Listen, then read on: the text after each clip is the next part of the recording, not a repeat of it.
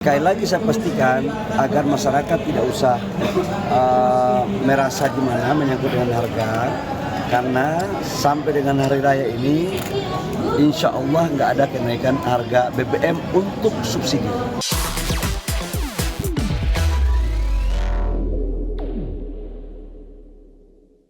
Menteri SDM Bahlil Lahadalia memastikan harga bahan bakar minyak bersubsidi tidak akan mengalami kenaikan dalam waktu dekat di tengah harga minyak dunia yang saat ini tembus 100 US dollar per barrel akibat konflik di Timur Tengah. Ya, menurut Bahlil, pihaknya tengah menyiapkan berbagai langkah komprehensif untuk mengantisipasi dampak kenaikan harga minyak tersebut. Salah satunya dengan mempercepat penerapan B50 hingga E20 atau etanol 20%. Tak hanya itu, pemerintah juga fokus pada melakukan konversi kendaraan berbahan motor bensin ke bahan bakar listrik dalam jangka panjang. Bahlil menegaskan hingga saat ini pasokan BBM nasional termasuk yang dipenuhi melalui Pertamina tetap terjaga dengan baik. Tapi sekali lagi saya pastikan agar masyarakat tidak usah merasa gimana menyangkut dengan harga, karena sampai dengan hari raya ini insya Allah nggak ada kenaikan harga BBM untuk subsidi, ya, untuk subsidi. Untuk keandalan pasokannya gimana nih Pak? Kan Pertamina ada pengadaan juga lewat pasaran seperti itu. Pasokan nggak ada masalah. Untuk puasa dan hari raya Idul Fitri semuanya. Harga minyak melambung sekitar 7% pada perdagangan di hari Senin dan berakhir di level tertinggi sejak 2022 di tengah meningkatnya kekhawatiran gangguan pasokan akibat perang yang melibatkan Amerika Serikat, Israel, dan Iran. Lonjakan harga sempat mencapai hampir 30% dalam satu sesi perdagangan setelah Arab Saudi dan sejumlah anggota OPEC memangkas produksi selama konflik yang terus meluas. Harga melonjak lebih dari 20% pada awal perdagangan di mana harga Brent sempat melonjak hingga 119,5 dolar per barrel dan WTI mencapai 119,48 dolar per barrel menjadi harga intraday tertinggi sejak Juni 2022. Usai kenaikan harga minyak turun dari posisi tertinggi intraday karena Amerika dan negara-negara G7 lainnya mempertimbangkan untuk memanfaatkan cadangan minyak strategis untuk membatasi tekanan inflasi dari lompatan harga energi. Pada akhir perdagangan, minyak mentah berjangka Brent ditutup melonjak sekitar 6,8% ke level 98,96 dolar Amerika, sedangkan minyak berjangka West Texas Intermediate naik 4,3% ke posisi 94,77 dolar per barrel. Kedua harga settlement tersebut merupakan yang tertinggi sejak Agustus 2022.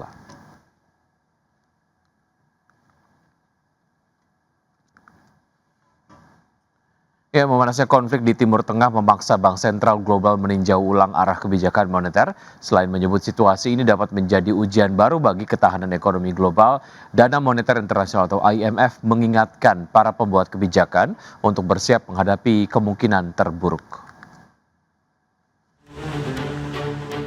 Memanasnya konflik di Timur Tengah memaksa Bank Sentral di berbagai negara meninjau ulang arah kebijakan moneternya. Lonjakan harga energi akibat konflik tersebut menciptakan tekanan baru, yakni menjaga pertumbuhan ekonomi sekaligus menahan inflasi yang berpotensi melonjak. Direktur Pelaksana Dana Moneter Internasional Kristalina Georgieva mengingatkan situasi ini dapat menjadi ujian baru bagi ketahanan ekonomi global. Ia mengatakan para pembuat kebijakan harus memikirkan kemungkinan terburuk dan bersiap menghadapinya. IMF memperkirakan kenaikan harga minyak sebesar 10% dan bertahan sepanjang tahun dapat mendorong inflasi global naik sekitar 0,4 poin persentase.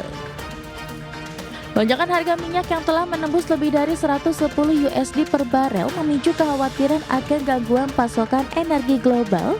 Dampaknya langsung terasa di pasar keuangan Asia pada awal pekan ini dengan bursa saham melemah dan dolar Amerika Serikat menguat karena investor mencari aset aman. Bagi banyak bank sentral terutama di negara berkembang Asia, situasi ini menciptakan dilema kebijakan.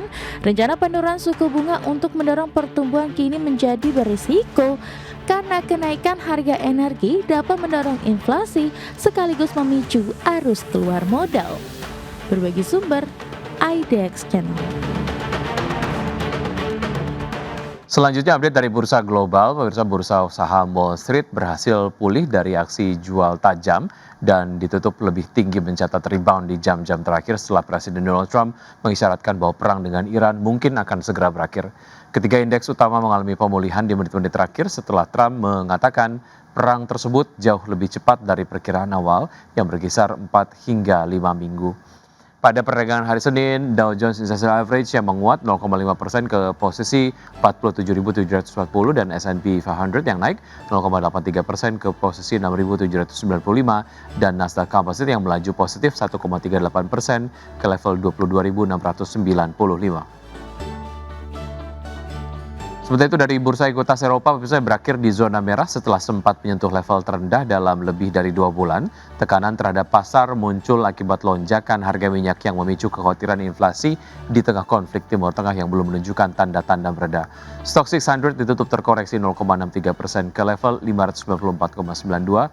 DAX Jerman melemah 0,77% ke posisi 23.409 dan FTSE 100 Inggris turun 0,34% ke level 10.249.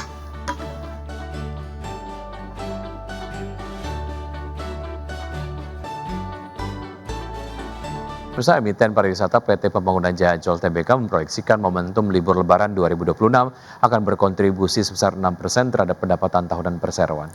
Ya, Corporate Communication PT Pembangunan Jaya Ancol Tbk, Daniel Widrian Moko, mengungkapkan bahwa perseroan menetapkan periode libur Lebaran pada 19 Maret sampai 3 April 2026.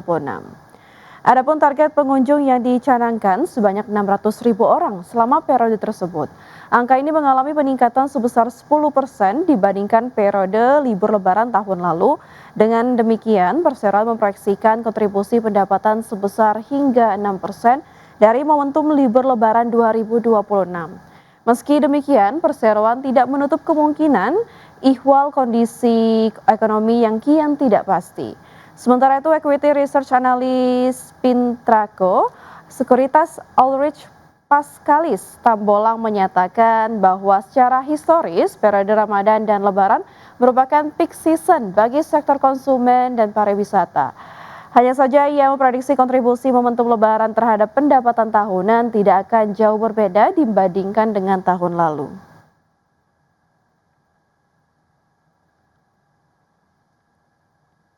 Pemirsa, kontribusi bisnis batubara PT TBS Energi Utama Tbk atau TOBA terus menyusut seiring strategi perusahaan beralih ke bisnis hijau. Ya, sepanjang 2025 perusahaan menata ulang portofolio usaha dengan memperkuat sektor pengelolaan limbah, energi terbarukan, dan kendaraan listrik.